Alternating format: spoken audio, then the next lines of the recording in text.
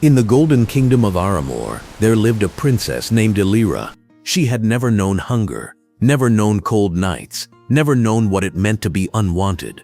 Her chambers were filled with silk curtains that shimmered in the morning light. Servants bowed when she passed.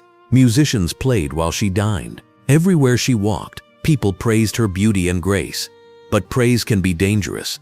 Over time, Elira began to believe she was not only royal, but superior. From her balcony, she would sometimes look down at the marketplace below. She saw merchants shouting over prices, mothers bargaining for bread, children running barefoot through the dust. She would wrinkle her nose. "Why are they always so desperate?" she once asked her maid. "Your Highness," the maid answered softly, "many of them struggle to eat." Elira turned away. "Then they should work harder." She had never asked what it meant to struggle. She had never wondered what it felt like to go to sleep with an empty stomach. And so her heart slowly hardened, not out of cruelty, but out of ignorance, until the day the traveler arrived. It was late afternoon when the palace guards announced that a poor traveler stood at the gates. He wore torn clothes, dusty boots, and a cloak faded by time. His beard was streaked with gray, and though he looked exhausted, his eyes were calm, almost knowing. "I ask only for bread and water," he told the guards. The palace was known for generosity.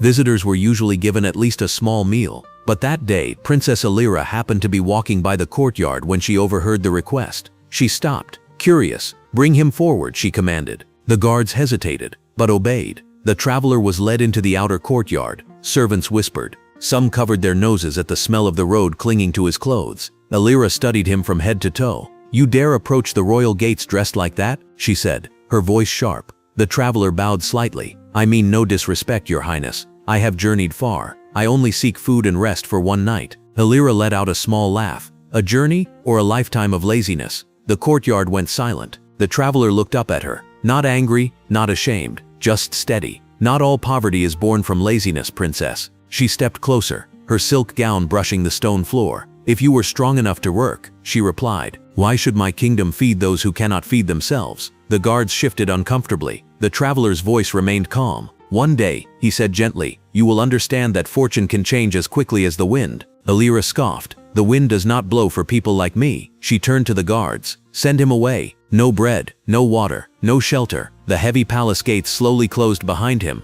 and as they did, dark clouds began gathering in the distance. That night, the wind began to howl. At first it was distant, a whisper across the hills. Then it grew. The palace windows trembled, chandeliers swayed. Servants rushed through the halls, securing doors and shutters. Princess Elira stood by her balcony, watching the dark sky twist with streaks of lightning. "It's only a storm," she said calmly. "The palace has stood for centuries, but this was no ordinary storm." Rain poured down like sheets of iron. Thunder cracked so violently, it shook the marble floors. In the lower city, market stalls were torn apart. Boats along the river were smashed against the docks. Then came the worst part. A bolt of lightning struck the royal treasury tower. Flames erupted instantly. Servants screamed. Guards ran with buckets of water. But the winds only fed the fire. Within hours, the treasury, the heart of the kingdom's wealth, was destroyed. Gold melted. Records burned. Reserves vanished. By morning, smoke still rose from blackened stone. Inside the palace, panic spread like disease. Without the treasury, the kingdom could not pay soldiers, repair farms, or buy grain from neighboring lands. And as if the storm had not done enough, it had also ruined much of the harvest stored for winter. Within weeks, food became scarce. Within months, the kingdom began to feel hunger. For the first time in her life, Princess Elira heard whispers in the palace halls. "We cannot afford the silk shipments. The kitchens must reduce portions. The royal family must temporarily relocate, while repairs begin." Relocate. The word hit her harder than thunder. Her father, the king, sat heavily on his throne one evening. "We will stay in the countryside estate," he announced. "We must show the people we are enduring this with them." But the countryside estate was nothing like the palace. No golden ceilings, no endless feasts. And as supplies thinned, even that estate became too costly to maintain. Servants were dismissed, luxury vanished, and slowly, quietly, Princess Elira was forced to live among the very people she once looked down on.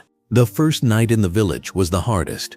Elira slept on a straw mattress, inside a small wooden house, borrowed from a farmer's family. The air smelled of smoke and damp wood. The walls creaked in the wind. There were no musicians, no maids brushing her hair, no silver trays of food. Instead, there was a single bowl of thin soup shared between 4 people. When it was passed to her, she hesitated. "This is all?" she whispered. The farmer's wife gave a tired smile. "It has been all for months." Elira took a small sip. It tasted bland, watery, but hunger made it precious. The next morning, she walked through the village. Children with worn clothes stared at her, not in admiration, but in curiosity. A woman washing clothes by the river muttered, "So this is the princess who laughed at the poor." Elira froze. They remembered. Of course they remembered. Whispers followed her. Some villagers refused to greet her. One man turned his back completely, and for the first time in her life, she felt small. Days passed. Hunger gnawed at her stomach. She tried to help carry water one afternoon. Her hands blistered. She tried to chop wood. She could barely lift the axe. The villagers did not mock her. They simply watched. Not cruel, just distant. And that distance hurt more than insults ever could. One evening, exhausted and trembling from hunger, Elira sat alone near the edge of the village. Rain began to fall softly, and then she saw him, the same traveler, standing beneath a tree, dry, calm, watching her. Her breath caught. It couldn't be. Elira slowly stood. Her heart pounded, not from anger this time, but from something she did not want to name: shame. The traveler stepped forward from beneath the tree. His clothes were still simple, but somehow, he no longer looked small. "You," she whispered. "Yes," he replied gently. "Me." Rain tapped softly against the leaves above them. Her voice trembled. "Why are you here?" "I never truly left," he said. She clenched her fists. "Have you come to mock me now?" she asked bitterly. "Have you come to laugh at the princess who has no palace?" The traveler studied her face carefully. "I did not laugh when you sent me away," he said quietly. "Why would I laugh now?" She swallowed. The silence between them felt heavier than the storm that had destroyed her kingdom. "I didn't understand," she finally said. "I thought people were poor because they were weak. I thought if they suffered, it was their fault. And now," he asked. Her voice broke. "Now I know hunger doesn't ask who you are. Cold does not care about crowns. And humiliation," she paused, tears forming. "Humiliation cuts deeper than hunger." The traveler nodded slowly. "You have learned quickly." A sudden sound of horses approached from the road beyond the trees. Elira turned. A royal carriage, but not from her kingdom. Soldiers in polished armor dismounted. They bowed deeply, not to her, to the traveler. Her breath caught in her throat. One of the soldiers spoke. "Your Majesty, the Northern Council awaits your return." Her mind struggled to understand. "Your Majesty," she whispered. The traveler removed his worn cloak. Beneath it, though simple, were garments of refined stitching. A small royal crest was fastened to his shoulder, the mark of a neighboring kingdom. "I came in disguise," he said calmly. "I wished to see the heart of Aramore's future queen." Her knees weakened. Yes, tears spilled freely now. "And I failed," she said. He stepped closer. "You failed that day at the gate," he agreed.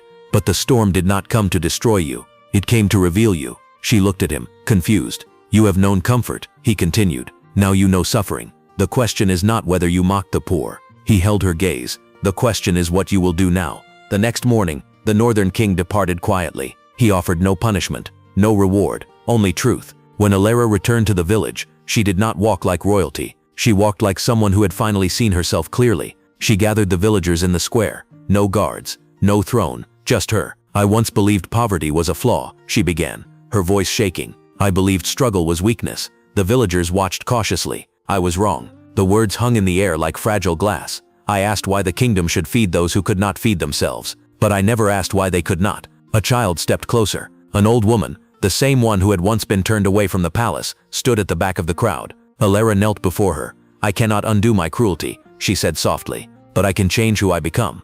Elira worked beside the villagers daily. She carried water, planted crops, rebuilt homes damaged by the storm. When the treasury was slowly restored and the palace reopened, she did something unexpected. She ordered the palace gates to remain open every evening. Food was set aside, not as charity, but as duty. Years later, when she became queen, people did not praise her beauty. They praised her heart, and whenever young nobles mocked the poor, she would say only one thing: "Fortune changes as quickly as the wind." And she would never forget the day she stood outside the gates she once ruled, hungry, humbled, and finally human.